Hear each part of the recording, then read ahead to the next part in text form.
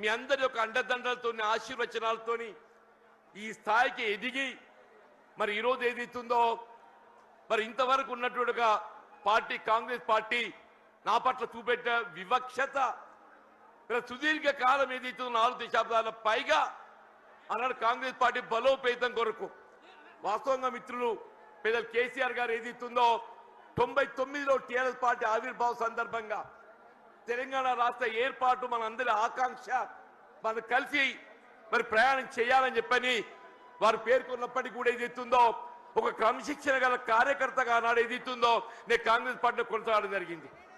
మరి ఏదైతే తెలంగాణ రాష్ట్ర ఏర్పాటు ఆకాంక్ష యావత్ తెలంగాణ ప్రజల యొక్క లక్ష్యం వల్ల మన యొక్క జన్మ హక్కుగా భావించి ఏదైతుందో పెద్దలు కేసీఆర్ గారు తెలంగాణ రాష్ట్ర ఏర్పాటు ఉద్యమ నాయకుడిగా అన్నాడు ఏదైతుందో వారి శాసనసభ్యుడిగా డిప్యూటీ స్పీకర్ ఏదైతుందో పదవికి రాజీనామా చేసి ప్రజాక్షేత్రంలో ఏదైతుందో యావత్ తెలంగాణ సమాజాన్ని జాగృతి చేసే విధంగా ఉద్యమించడంతో తెలంగాణ రాష్ట్ర ఏర్పాటు కల సహకారమైంది అని చెప్పక తప్పదని చెప్పంటున్నా.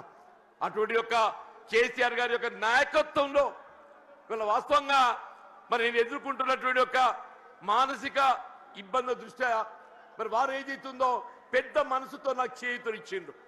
వారు పెద్ద మనసుతో నాకు చేయూతనిచ్చి ఏదైతుందో ఇలా ఒక ఉద్యమ రథసారథిగా బీఆర్ఎస్ పార్టీలో చేరి ఇలా తెలంగాణ రాష్ట్ర ఏర్పాటు వాస్తవం వారు దశాబ్ద కాలం 2 పర్యాయాలు ముఖ్యమంత్రి ఏదైతుందో తెలంగాణ రాష్ట్రాన్ని వీళ్ళ జాతీయ స్థాయిలో కాకుండా అంతర్జాతీయ స్థాయిలో దాన్ని నిలబెట్టడం జరిగింది.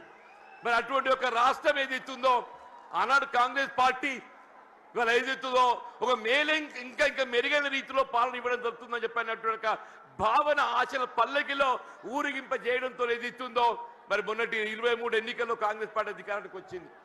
కానీ వాస్తవంగా జరిగింది ఏంటి అనేది మనం ఒకసారి ఆలోచన చేయాలని చెప్పి అంటున్నాను. వారు ఆరంభించిన పథకాలకు ఇవాళ వాటికి ఏదైతుందో మెరుగైన రీతిలో దాన్ని అమలు చేయడం పక్కన పెట్టండి. అసలు కార్యక్రమాలు ఏదైతుందో అమలు మరిచిపోయే విధంగా ఇవాళ ఏదైతే రైతాంగం ఈ దేశానికి అన్నం పెట్టే రైతు వెన్నెం కాని చెప్పి అంటున్నాం. అటువంటి రైతుకి ఏదైతుందో ఒకప్పుడు శిస్తు చెల్లించేది ఉంటుండే. ఆ శిస్తు చెల్లింపు ఏదైతుందో ఆనాడు ఎన్టీ రామారావు టీడీపీ ప్రభుత్వ హయాంలో దాన్ని రద్దు చేస్తే వీళ్ళ కేసీఆర్ గారు ఏదైతుందో వీళ్ళ దేశంలోనే కాదు అంతర్జాతీయ స్థాయిలో కూడా పెట్టుబడి సమకూర్చే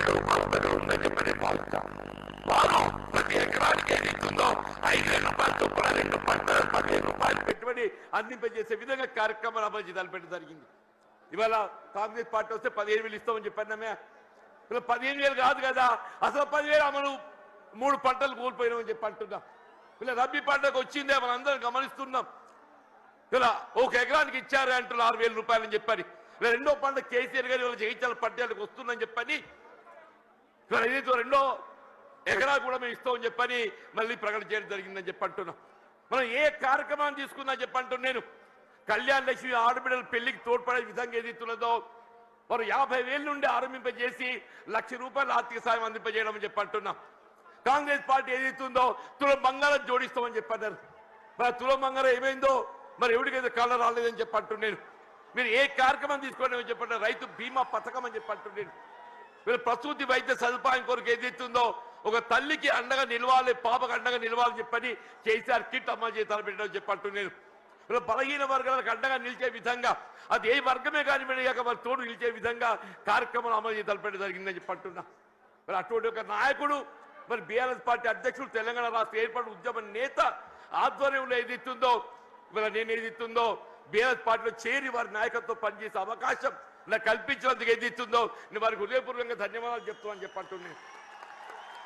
మరి ఏదైతుందో వాస్తవంగా వీళ్ళ వేదిక చూస్తుంటే మా మిత్రుడు రమణ గారు గతంలో ఈ ప్రాంతాన్ని ప్రాతినిధ్యం వహించిన శాసనసభ్యుడిగా పార్లమెంట్ సభ్యుడిగా ఎంపికైండు, శాసన మండలి సభ్యుడు కొనసాగుతుండు. ఇలా వారితో కలిసి పనిచేసేట ఒక ప్రయాణం చేసే అవకాశం నాకు లభించాలని చెప్పంటున్నాం. సోదరి దావ వసంత గారు వీళ్ళ జగిత్యాల జిల్లా మొట్టమొదటి జిల్లా ప్రజా పరిషత్ అధ్యక్షురాలిగా ఈ ప్రాంతానికి సేవలు అందించిందని చెప్పంటున్నాం. మా మిత్రుడు గంగుల కమలాకర్ గారు గతంలో మంత్రివర్గిగా కరీంనగర్ శాసనసభ్యుడిగా సేవలు అందించిందని చెప్పంటున్నాం. మా సోదరుడు కౌశిక్ రెడ్డి గారు అని చెప్పంటున్నాను. మా మిత్రుడు విద్యాసాగరరావు గారి యొక్క తనయుడు సంజయ్, విద్యాసాగరరావు గారి తనయుడు సంజయ్. మరి సంజయ్ అంటే ఇంకా వేరే అనుకునేదని చెప్పంటున్నా. ఆయన ఈ సంజయ్ వేరు. ఈ సంజయ్ ఏదైతుందో అకుంఠిత దీక్షతో ప్రజాసేవ చేయాలనే సంకల్పంతో కేసీఆర్ నాయకత్వం కొనసాగుతున్నట్టు మా మిత్రుడు విద్యాసాగర్ రావు గారు తనుడని చెప్పి అంటున్నాం. ఇలా జిల్లా బీఆర్ఎస్ పార్టీ అధ్యక్షుడు విద్యాసాగర్ రావు గారు మనందరినీ సమన్వయం చేస్తానికి ముందుకు వచ్చినట్టు ఒక సోదరుడు పల్లా రాజేశ్వరరెడ్డి గారు, ఇక వేదికపై ఉన్నటువంటి శాసన మండలి సభ్యులు, ఇవాళ ఇంకా ఇతర మిత్రులు అందరూ కూడా అందరికీ నేను చేతులు ఎత్తి నమస్కరిస్తానని చెప్పి అంటున్నాను. ఇంతకాలం ఏదైతుందో వాస్తవంగా కేసీఆర్ గారు అంటే నా మొదటి నుండి గౌరవం, ఇద్దరికి వ్యక్తిగతంగా అనుబంధం ఉందని చెప్పి అంటున్నా. మేము ఏదైతుందో విద్యార్థి దశ నుండి మేము కలిసి ప్రయాణం చేసినటువంటి వాళ్ళం. వీళ్ళ భిన్న అభిప్రాయాలు, భిన్న రాజకీయ పార్టీలు, మరి వేదిక ఏదైతుందో మరి కలిసి ప్రయాణం చేయలేకపోయినా కానీ ఇలా అభివృద్ధిలో ఏదైతుందో వారు 2014 తెలంగాణ రాష్ట్రం ఏర్పాటు అయినాడు ఏదైతుందో నేను శాసనసభ్యులు గెలిచానని చెప్పంటున్నా. నాపై గౌరవంతో నాకు ఇప్పటికి గుర్తు చేస్తున్నాను మీకు. అన్న బోర్నపల్లి వంతెనని చెప్పంటూ నేను గోదావరి నదిపై వంతెన నిర్మాణం చేస్తే అటు ఆదిలాబాద్ ఇటు ఉమ్మడి కరీంనగర్ జిల్లాలు కలిసి ఏర్పడతాయని చెప్పని ఒక విజ్ఞప్తి చేయడంతోనే వీళ్ళ మొట్టమొదటి ఉమ్మడి కరీంనగర్ జిల్లాలో మంజూరు చేసినటువంటి ఒక పథకం బోర్నపల్లి ఒక వంతెన అని చెప్పంటాం. ఇలా అభివృద్ధికి ఏదైతుందో రాజకీయాలు లేవు, అభివృద్ధికి రాజకీయాలు లేవని చెప్పంటున్నా. ఆ విధంగా అభివృద్ధి చేసినటువంటి ఒక మరి గొప్ప నాయకులు ఏదైతుందో మరి కేసీఆర్ గారు అని చెప్పంటున్నాం. మిత్రుడు కొప్పుల ఈశ్వర్ గారు ఏదైతుందో ధర్మపురి శాసనసభ్యుడిగా వీళ్ళ మంత్రి వర్యుడిగా చెప్పంటూ నేను వాళ్ళు ఏదైతుందో రోళ్లవాగు ఆధునీకరణ వారి యొక్క ఈ ప్రాంతం అంతా సస్యశ్యామలం కావాలని చెప్పంటే ఆ ఆధునీకరణతో అది సాధ్యమవుతుందనే ఒక భావనతోని మరి కొప్పుల ఈశ్వర్ గారు ఏదైతుందో మరి కేసీఆర్ దృష్టి తీసుకెళ్లడం, వారు ఏదైతే మంజూరు చేయటం, మరి ఏదైతే ఉందో మన మొత్తం ప్రాంతం జగిత్యాల కానీ తలుపులే కానీ చెప్పంటున్నాం. జగిత్యాల, ధర్మపురి, కోరుట్ల, వేములవాడ, చొప్పదండి మనంతా అన్నదమ్ముల్లాగా జగిత్యాల జిల్లాలో కలిసినటువంటి వాళ్ళని చెప్పంటున్నాం. ఇలా అభివృద్ధికి సంకేతం బీఆర్ఎస్ రాజకీయ పార్టీ అని చెప్పంటున్నాను. ఇలా 10 జిల్లాలు ఉన్నటువంటి ఒక తెలంగాణ రాష్ట్రాన్ని 13 జిల్లాలు అదనంగా ఏర్పాటు చేసి దాని 23 జిల్లాల తెలంగాణ రాష్ట్రానికి రూపొందింపజేసినట్టు ఒక ఘనత ఇలా పెద్ద కేసీఆర్ గారిని చెప్పక తప్పదని చెప్పంటున్నాం. అని అందరూ కూడా ఆశ్చర్యపోయారు ఈ కొత్త జిల్లాల ఏర్పాటుతోని. ఇది దగ్గరే సాధ్యమేనా అని చెప్పని మన నూతన జిల్లాలు ఏర్పాటు కావడంతో ఏదైతుందో వైద్య సేవలు మెరుగు కావటం అని చెప్పంటాం. వైద్య సేవలు మెరుగు కావటం మన జగిత్యాల జిల్లా ఏర్పాటు కావడంతో ఏదైతుందో మన జగిత్యాల ఏదైతుందో వైద్య విద్యా కళాశాల, అసలు మనం జగిత్యాల జిల్లా కేంద్రంగా వైద్య విద్యా కళాశాల ఏర్పాటు సాధ్యమవుతుందనే ఆలోచన కూడా మీరు తప్పని చెప్పంటున్నాం. కేవలం కేసీఆర్ గారి యొక్క ఆలోచన, వారి యొక్క దూరదృష్టి, మరి నూతన జిల్లాలు ఏర్పాటుతో ఏదైతే వైద్య విద్య సదుపాయాలు మెరుగుపరచవచ్చు చెప్పిన భావంతో వీళ్ళు నూతన జిల్లాలు ఏర్పాటు చేయడము, జగిత్యాల జిల్లా కేంద్రంగా వైద్య విద్యా కళాశాల రూపొందడం, వీళ్ళ వైద్య సేవలు విస్తృంపజేయబడడం చెప్పంటున్నా. భవిష్యత్తులో సూపర్ స్పెషాలిటీ వైద్య సేవలు మనం పొందబోతున్నాం చెప్పంటున్నా. అది విద్య రాజ్యాంగం కల్పించిన హక్కు అని చెప్పంటున్నా. ఆ రాజ్యాంగం కల్పించిన హక్కు విద్యకు సంబంధించి ఏదైతుందో నిరుపేద వర్గాలు, బలహీన వర్గాలు, జ్యోతిబా పూలే అటువంటి ఒక గురుకుల ఆశ్రమ పాఠశాల అని చెప్పంటున్నా. ప్రతి నియోజకవర్గంలో ఆడబిడ్డలు బాలకి ఏదైతుందో జ్యోతిబా పూలే మరి గురుకుల ఆశ్రమ పాఠశాల, బాలులకు ఏదైతుందో జ్యోతిబా పూలే మరి ఒక పాఠశాల గురుకుల ఆశ్రమ పాఠశాల, అల్పసంఖ్యాక వర్గాలు ముస్లిం బిడ్డలకు అని చెప్పంటున్నా. ఎన్నడూ ఊహించినటువంటి ఒక విద్యా సదుపాయాలు కల్పించాలని చెప్పని ఇవాళ ముస్లిం బిడ్డలకు ఏదైతుందో అల్పసంఖ్యాక వర్గాలకు ఏదైతుందో మైనారిటీ స్కూల్స్ ఏర్పాటు చేయడం, ఎస్సీ ఎస్టీ అని చెప్పంటూ నేను ఇలా వాస్తవంగా తెలంగాణ రాష్ట్రానికి గిరిజన బిడ్డలు ఏదైతుందో బీఆర్ఎస్ పార్టీ మనం కూడా చెప్పంటూ నేను జనాభా ప్రాతిపదికన కల్పించాల్సిన రిజర్వేషన్ సౌకర్యం తెలంగాణ రాష్ట్రం ఏర్పాటుతో ఏదైతుందో ఇలా గిరిజన జనాభా తెలంగాణ రాష్ట్రంలో కేంద్రీకృతం కావడంతో ఆ గిరిజనులకు అంతవరకు ఉన్నట్టు 6% రిజర్వేషన్ 10% పెంచి అని చెప్పంటున్నా. ఇలా విద్యా ఉద్యోగాలలో గిరిజన బిడ్డలు వాళ్ళ లంబాడా కానివ్వండి, ఆదివాసీ కానివ్వండి, ఎవరికైనా ఏదైతుందో వారి భవిష్యత్తు నిర్దేశించినట్టు ఒక గొప్ప మరి నాయకత్వం కేసీఆర్ గారు అని చెప్పక తప్పదని చెప్పంటున్నా. ఇలా వాస్తవంగా ఈ దేశానికి ఏదైతుందో అన్నం పెట్టే రైతుకు సాగునీరు కావాలని చెప్పంటున్నా. ఉచిత విద్యుత్ సదుపాయం ఏదైతుందో గతంలో నిర్దేశిత వేళలో విద్యుత్ అందింపజేస్తే వీళ్ళు ఏ విధమైనటువంటి ఒక ఆంక్షలు లేకుండా 24 గంటలు ఏదైతుందో రైతాంగానికి ఉచిత విద్యుత్ కల్పింపజేసిన ఒక ఘనత బీఆర్ఎస్ పార్టీ అధ్యక్షుల అధినేత కేసీఆర్ గారికి దక్కుతుందని చెప్పంటుండే. ఇలా ప్రాణహిత నదీ జలాల వినియోగం తేవాలనే, ప్రాణహిత నదీ జలాల వినియోగంలోకి వస్తేనే కానీ ఏదైతుందో మన తెలంగాణ రాష్ట్రం రైతాంగం ఏదైతుందో మన పంటలు పండు సాధ్యమవుతుందని చెప్పి అంటుంది. మరి ఉమ్మడి రాష్ట్రంలో వైఎస్ రాజశేఖర రెడ్డి గారు ముఖ్యమంత్రి ఉండగా మరి సహచరులు మేము భావించాం మరి తుమ్మడి ఏటి వద్ద బ్యారేజ్ నిర్మాణం చేస్తే ఒక లిఫ్ట్తో నీరు వస్తుందని చెప్పని. కానీ మహారాష్ట్ర ప్రభుత్వం ఏదైతుందో వాళ్ళు సహకరించలేకపోవడంతో 152 మీటర్ల ఎత్తుతో నిర్మాణం చేయాలని తలపెట్టినట్టు బ్యారేజ్ 145 మీటర్ల ఎత్తుతో ఉన్నాయని. కానీ ఇదే పెద్ద కేసీఆర్ గారు ఏదైతుందో మహారాష్ట్ర ప్రభుత్వం ఒప్పందం చేసుకోవడంతో పాటుగా దిగువ 100 మీటర్ల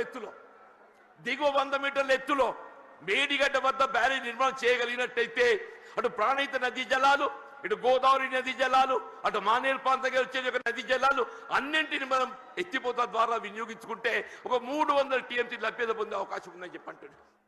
మరి ఆ విధంగా మేడి ఒక దశాబ్ద కాలంలో కేవలం ఒక దశాబ్ద కాలంలో వీళ్ళ కాళేశ్వరం ప్రాజెక్ట్ నిర్మాణం పూర్తి చేయడమే కాదు దాని ఫలాలు కూడా మనకు అందింపజేయడం జరిగిందని చెప్పంటుండే.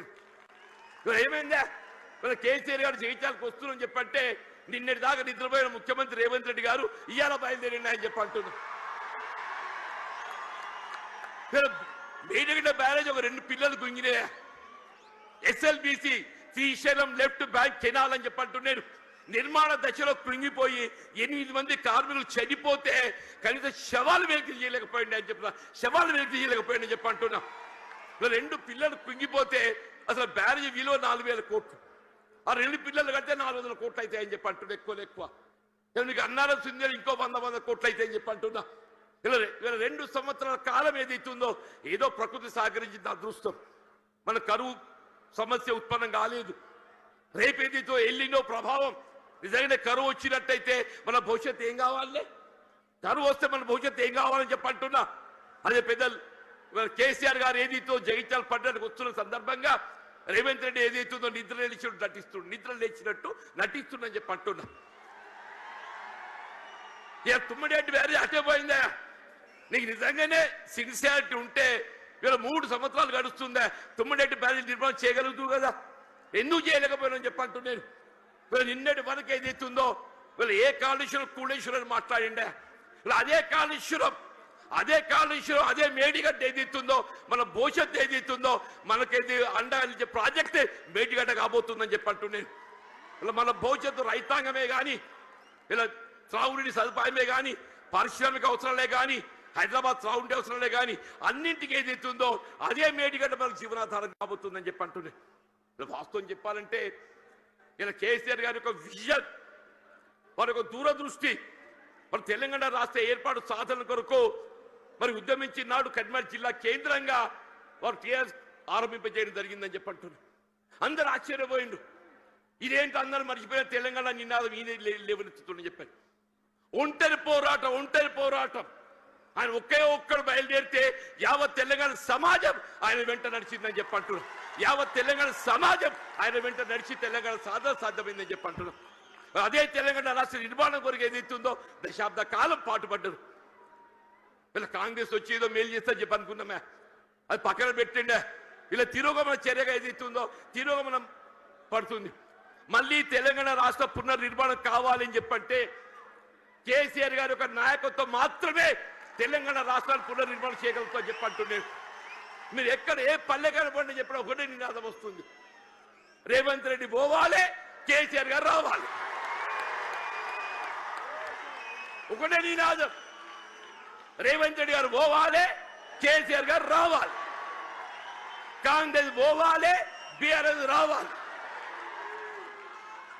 అంటే ఏంటి? ప్రతి పల్లె గుండెల్లో ఏదైతుందో ఇవాళ ఈ నినాదం కేసీఆర్ గారు ఇవాళ వస్తుంటే నిజంగా చెప్తున్నా మొత్తం కూడలని యువత ఉత్సాహం కేరింతలు చూస్తుంటే మళ్ళీ తెలంగాణ రాష్ట్ర ఏర్పాటు ఉద్యమ దినాలు గుర్తుకొస్తాయని చెప్పంటున్నా. ఆనాడు తెలంగాణ రాష్ట్ర ఏర్పాటు ఉద్యమ సమయంలో కేసీఆర్ గారు నడుస్తుంటే యువత కేరింతలు ఏ విధంగా ఉండేనో ఇవాళ కేసీఆర్ గారు జగిత్యాల పర్యటన ఏదైతుందో మళ్ళీ అదే కేరింతల ఉత్సాహం యువతలో కనబడుతుందని చెప్పంటున్నాను. ఇలా అదే కేసీఆర్ గారి యొక్క నాయకత్వం తెలంగాణ రాష్ట్ర పునర్నిర్మాణానికి ఇలా మనకి ఏకైక నాయకత్వం కేసీఆర్ గారే చెప్పక తప్పదని చెప్పంటున్నారు. ఇలా వారి ఆధ్వర్యంలో పనిచేసే అవకాశం నాకు లభించడం ఇలా వాస్తవంగా ఇద్దరం కూడా ఈ ఒకరి పట్ల ఒకరో అభిమానం కలిగి ఉన్నామే. కానీ ఏదైతుందో కలిసి ప్రయాణం చేసే అవకాశం కొంతకాలం వచ్చింది. 2004-9 మధ్య కాలంలో ఇద్దరం కలిసి ప్రయాణం చేసినాం, ఎన్నికల్లో కలిసి పోటీ చేసినాం. కానీ ఏదైతే కాంగ్రెస్ పార్టీ ఏ తెలంగాణ రాష్ట్ర ఏర్పాటు లక్ష్యంగా మరి ఎన్నికల ఒప్పందం కుదుర్చుకోవడం జరిగిందో, ఆ తెలంగాణ రాష్ట్ర ఏర్పాటు ఏదైతుందో జాప్యం చేయడంతో, కొంత నీరుగాచి పెద్ద చేయడంతో ఏదైతుందో వారు అనాడు కేంద్ర మంత్రి పదవి త్యాగం చేసి, కేంద్రంలో మంత్రి పదవి త్యాగం చేసి రాజీనామా చేసి పార్లమెంటు ఉప ఎన్నికలు వారు వస్తే మరి కాంగ్రెస్ పార్టీ పక్షాన అసలు ఛాలెంజ్ ఇచ్చినోడు పక్కకు వేయండి, అసలు ఛాలెంజ్ ఇచ్చినోడు పక్కకు వేయండి. కేసీఆర్ గారిని ఎదుర్కోవాలంటే మామూలు విషయం కాదు, కేసీఆర్ ఎదుర్కోవడం మామూలు విషయం కాదు అంటూ నేను అన్నాడు. ఏదైతే ఇదే కాంగ్రెస్ పార్టీ నన్ను దొరకబట్టి ఆయన ముందు నిలబెట్టిందా, నన్ను దొరకబెట్టి వారి ముందు నిలబెట్టిందని చెప్పి అంటున్నా. ఇక ఏం చెప్పాలి, నా కోసం ఏం చెప్పాలని చెప్పి అంటున్నాను. అంటే నిజంగానే వారిని అడ్డుకోవడం సాధ్యమేనానే? వారికి ఎందుకు ఒక లక్ష్యం ఉంది, తెలంగాణ రాష్ట్ర ఏర్పాటు లక్ష్యం ఉందని చెప్పి అంటున్నా. ఆ లక్ష్యాన్ని అడ్డుకోవడం సాధ్యమే అని చెప్పి అంటున్నాను. అది ఎవరితో సాధ్యం కాదు. వారు ఏదో 2 పర్యాయాలు ఉప ఎన్నికల్లో గెలిచి యావత్ తెలంగాణ సమాజాన్ని జాగృతి చేసి తెలంగాణ రాష్ట్రాన్ని సాధించదగిందని చెప్పి అంటున్నాను. మరి అటువంటి కమిషన్ గల కార్యకర్తను నేను, అటువంటి కమిషన్ గల కార్యకర్తను యావత్ తెలంగాణ రాష్ట్రం ఆశ్చర్యం, ఇదేంటి జీవన్ రెడ్డి మరి ఏం చేయాలని ఆయన 20 మాసాలు ఏదైతే నా ఉసురు పోసుకున్నారు, మీరు 20 మాసాలు ఉసురు పోసుకున్నారని చెప్పంటున్నా. నేను ఎంతకాలం ఈ మానసిక క్షోభ నేను భరించాలని చెప్పంటు నేను సాధ్యమే అని చెప్పండి అన్న చెప్పంటు నేను 4 దశాబ్దాలు కాంగ్రెస్ పార్టీ బలోపేతం కొరకు అకుంఠిత దీక్షతో ఏదైతుందో నేను పోరాటం చేసి నేను పాటుపడితే చివరికి దక్కింది ఏంటి అని చెప్పంటు నేను. ఆల్రెడీ ఈ వాయిస్ లోపల నాకు ఈ గోసైంది అంటూ నేను. ఇక 75-76 సంవత్సరాలు వచ్చినాయి అంటున్నా. నా జీవితం చివరి దశ చేరుకుందని చెప్పి అంటున్నా. నా జీవితం చివరి దశలో ఏదైతుందో నాకు ఈ మానసిక క్షోభ ఏంటి అని చెప్పి అంటున్నాను. ఇవాళ కేసీఆర్ గారు పెద్ద మనసుతో ఏదైతుందో మరి నా చేయూత నాకు ఏదైతే చెయ్యి అందించి నాకు అండా నిలుచుండని చెప్పి అంటున్నాను. అదే 4 దశాబ్దాల కాలం కాంగ్రెస్ పార్టీ సేవలో, కాంగ్రెస్ పార్టీ నిర్మాణంలో నేను పాటుపడితే నా చివరి దక్కింది అయింది. మళ్ళీ కేసీఆర్ గారే చెప్పంటూ నేను పెద్ద మనసుతోని గతంలో ప్రత్యర్థులు ఒక భావన రానియకుండా గతంలో ప్రత్యర్థులు పోటీ చేసుకున్నప్పటికీ కూడా ఏదైతుందో అది భిన్న రాజకీయ పార్టీ యొక్క ఆలోచన విధానం కానీ ఆ జీవన వ్యక్తిగతంగా ఏదైతుందో విలువలు కట్టుబడే ఒక వ్యక్తిత్వం కాబట్టి అది ఒక భావనతోని వారు నాకు చేయూత అందించింది. అంత గొప్ప మనసు అని చెప్పంటూ నేను దయచేసి ఇలా జగిత్యాల గడ్డ నేనేదో ఆశించి కాదు నాయన, నేను అన్ని చూసిన నేను చూడని ఏమీ లేదు. ఈ 4 దశాబ్దాల కాలంలో చూడని ఏమీ లేదు. ఒకటి ఇవాళ రాష్ట్రాన్ని పట్టుకుని శని పీఠ విరగడ కావాలని చెప్పంటు ఒకే ఒక్కటి ఈ రాష్ట్రాన్ని పట్టుకొని శని పీఠ విరగడ కావాలని చెప్పంటున్నా. ఆ శని పీఠ విరగడ కావడానికి కొరకు ఏదైతుందో కేవలం కేసీఆర్ గారి యొక్క నాయకత్వంతో మాత్రమే సాధ్యమవుతున్న భావంతో ఏదైతుందో ఇవాళ నేను కేసీఆర్ గారి యొక్క నాయకత్వంలో బీఆర్ఎస్ పార్టీ చేరదొరుకుతుందని చెప్పంటు. దయచేసి ఇంతకాలం నాకు అడ్డగా నిలిచిందా మీరు? నిజంగా మీ అందరికీ నా శేష జీవితం మీ అందరికీ నీ సేవ చేసి రుణం తీసుకోలేని చెప్పంటున్నాను. వీళ్ళ కేసీఆర్ గారి యొక్క నాయకత్వంలో వీళ్ళ ఉమ్మడి కరీంనగర్ జిల్లానే కాదు యావత్ తెలంగాణ రాష్ట్రంలో గులాబీ జెండా ఎగరవేయటమే మనందరూ ఒక లక్ష్యంగా మనం ముందు పోవాలని చెప్పంటున్నా. రాబోయే కాలం 119 స్థానాలు ఉంటాయి, ఎన్ని ఉంటాయో తెలియదు కానీ ఎన్ని స్థానాలు ఉన్నా అని ఉమ్మడి రాష్ట్రంలో కాంగ్రెస్ పరిస్థితి ఏ విధంగా మారిందో రేపు రాబోయే శాతం ఎన్నికల్లో మీకు 94 ఉప ఎన్నికల్లో కాంగ్రెస్ పార్టీ పరిస్థితి కంటే ఇక దీనంగా తయారైపోతుందని చెప్పకుండా మనం చూస్తామని చెప్పంటాం. అలా ఇట్ వాజ్ నాట్ బట్ 10% అలా ఇట్ వాజ్ నాట్ బట్ 10% అని చెప్పంటున్నా. ఇవాళ పరిస్థితి కూడా ఏదైతుందో రాబోయే కాలంలో ఇవాళ ప్రజాభిప్రాయం ఎవరైనా ప్రజాభిప్రాయానికి అనుగుణంగా పనిచేయాలి. రేపు ప్రజాభిప్రాయానికి అనుగుణంగా ఏదైతుందో కేసీఆర్ గారి యొక్క నాయకత్వం పనిచేయాలి. వాళ్ళు ఎప్పటికైనా ఒకటి కోరుకుంటుంది, అరే ఇంత మంచోని నేను విడిచిపెట్టుడు ఏందే, అరే నిజంగా ఆలోచిస్తే కూడా ఆశ్చర్యం కలుగుతుందా? ఆయన నాకే పగోడు కాదు, మేము గతంలో కలిసి ప్రయాణం చేసినాం. వారి జీవితం విద్యార్థి దశలో ఏదైతుందో ఇదే జగిత్యాల అంగడి బజార్లో గడిపినని చెప్పి అంటున్నా. జగిత్యాలకు కేసీఆర్ గారికి ఉన్న ఒక అనుబంధం ఏదైతుందో ఇప్పటి తరాన్ని తెలియకపోవచ్చు, కానీ కేసీఆర్ గారి ఒక బాల్య జీవితం ఏదైతుందో జగిత్యాలతో ముడివేసుకుందని చెప్పి అంటున్నారు. అటువంటి కేసీఆర్ గారు ఏదైతుందో ఆనాడు తాడిత పీడిత వర్గాలు ఏదైతుందో వీళ్ళు వారి యొక్క హక్కుల సాధన కొరకు జగిత్యాల చైత్ర యాత్ర ఏదైతే ఇదే గడ్డ మీదకి వెళ్ళి ఇదే సమావేశ స్థలికి వెళ్ళి ఆరంభింపజేసిందని చెప్పి అంటున్నారు. కేసీఆర్ గారు కూడా చెప్పిండ్రు, వారే అన్నారు అది మనం 70లో ఒకసారి ఏదైతుందో ఆనాడు జగిత్యాల చైత్ర యాత్ర చేసిన చూడుని అదే జాగాలో పెట్టాలన్నయ్య, మన స్ఫూర్తి మనం వినిపించాలని చెప్పిండ్రు. వారి ఆలోచనకు అనుగుణంగా ఏదైతుందో కేసీఆర్ గారు ఒక చైత్ర యాత్ర ఇదే జగిత్యాల గడ్డ నుండి ఇదే కేంద్రానికి వెళ్ళి వారు పిలిపిస్తున్నారని చెప్పి అంటున్నారు. ఇలా రాష్ట్రంలో గులాబీ జెండా ఎగరవేయడం, కేసీఆర్ గారిని తిరిగి ముఖ్యమంత్రిగా ఏదైతుందో నెలగొని వారు ఏర్పాటు చేసుకొని ఈ రాష్ట్ర పూర్తిగా తోడ్పడడం మన ఏకైక లక్ష్యంగా పనిచేయాలి. మరి ఆ విధంగా పనిచేసే అవకాశం కల్పించినందుకు మరి హృదయపూర్వక ధన్యవాదాలు చెప్తామని చెప్పండి. వాస్తవంగా ఏదైతుందో కేటీఆర్ గారు హరీష్ రావు గారు వాళ్ళు రావాల్సిందే, వారికి వేరే బాధ్యత అప్పగించడంతో మరి కేటీఆర్ గారు హరీష్ రావు గారు రాలేకపోయిండ్రు. వాస్తవంగా ఈ సభ సమావేశం ఏర్పాటు చేయడంలో చొరవ చూపెట్టింది కేటీఆర్ గారు హరీష్ రావు గారు అని చెప్పి అంటున్నా. కేసీఆర్ గారి యొక్క ఆలోచన విధానానికి అనుగుణంగా దీన్ని రూపకల్పన చేసింది కేటీఆర్ గారు హరీష్ రావు గారు అని చెప్పి అంటున్నారు. మీరు ఏదైనా కానీ నేను ఎక్కువ అంటే ఎందుకంటే మీ అందరికీ కేసీఆర్ గారిని వినాలని ఉందా? అందరూ అనుకుంటూ వీడైందా నడవేంతసేపు నిలబడతారని చెప్పాను. ఇప్పుడు జీవన్ రెడ్డిని ఎప్పుడు చూసినాడు, ఇటు కొత్త కాదు కదనే. నేను పేరు ఇంటికి నల్లగున్నప్పటికీ చూసిదా మొత్తం ఎంటికలు అన్ని నెరిసినయ్యాలి, ఒక్క నల్లెటిగా దొరకదట్లేదని అంటున్నాడు. అటువంటి జీవన్ రెడ్డి గురించి ఏదైతుందో వీళ్ళు ఇక్కడ తెలియని పౌరులు లేడు. జగిత్యాల గడ్డతో నాకున్న అనుబంధం అలాంటిది, ఆత్మీయత అలాంటిది అని చెప్పి అంటున్నా. నా భావి జీవితం శేష జీవితం ఏదైతుందో కేసీఆర్ యొక్క నాయకత్వం లోపల తిరిగి ఏదైతుందో బీఆర్ఎస్ పార్టీ ప్రభుత్వం అధికారం రావటం ఏకైక లక్ష్యంగా ఏదైతుందో మన అంతా నడువు బిగించాలని చెప్పి కోరుతూ నేను సెలవు తీసుకుంటున్నా. జై హింద్, జై తెలంగాణ, జై తెలంగాణ, జై తెలంగాణ. కేసీఆర్ గారి యొక్క నాయకత్వం, కేసీఆర్ గారి యొక్క నాయకత్వం, కేసీఆర్ గారి యొక్క నాయకత్వం. Thank you.